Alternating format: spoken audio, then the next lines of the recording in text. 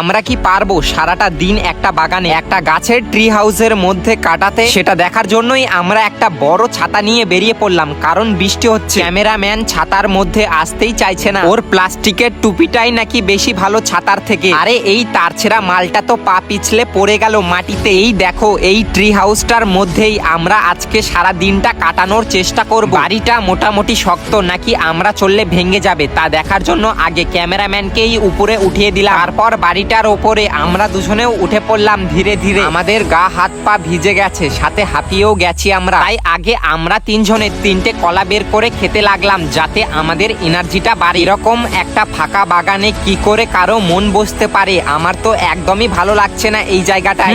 আর এদের দুজনের দিকে দেখো, একদম মন খুলে ঘুমোচ্ছে মালগুলো। খাবারের জন্য এই জায়গাটার মধ্যেই আগুন জ্বালাতে হলো আমাদেরকে, কারণ এই ভুট্টাগুলোকে পুরাবো আমরা এখানে। কিছুক্ষণ ভুট্টাগুলো আগুনে পুরানোর পর ভুট্টাগুলো খাবার জন্য প্রায় রেডি।